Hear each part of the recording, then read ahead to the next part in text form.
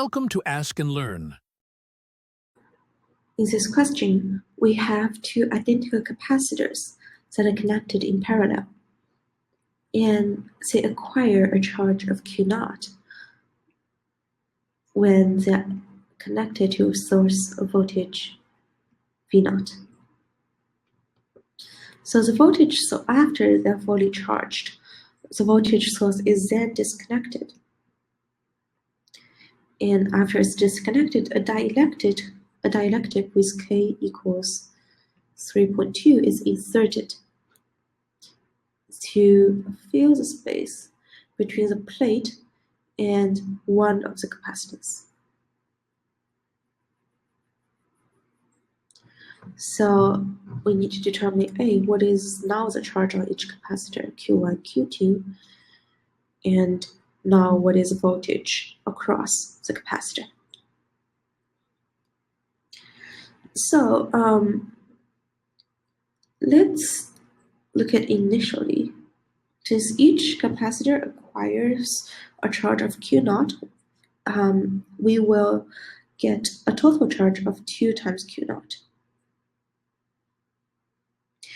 And this charge will remain on the two capacitors after they are disconnected from the battery. But they may not distribute evenly across these two. So after a new material is inserted, let's say it is inserted into C1 or C2. I'll call this C1 and call this C2.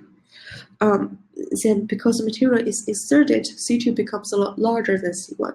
So some charge will go from C1 to C2 to maintain that they have the same voltage. So firstly, the voltage will always be the same. So that means Q1 over C1 equals Q2 over C2, which is to say Q1 over C1 equals C2, we can write as K times C1 because the dielectric material, and Q2 is because they add up to be 2 times Q0. Q2 equals 2 times Q0 minus Q1. We can rearrange this equation to have Q1 equals 2 over K plus 1 Q0. And here the dielectric has a coefficient of 3.2, so it's 2 over 4.2 Q0, which is 0.48 Q0. And Q2 equals 2 times Q0 minus Q1, which is 1.52 Q0.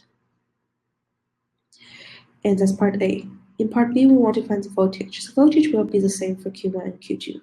So let's just find it for Q1. For Q1, for C1, the voltage equals the charge divided by the capacitance. The charge is 0.48 Q0.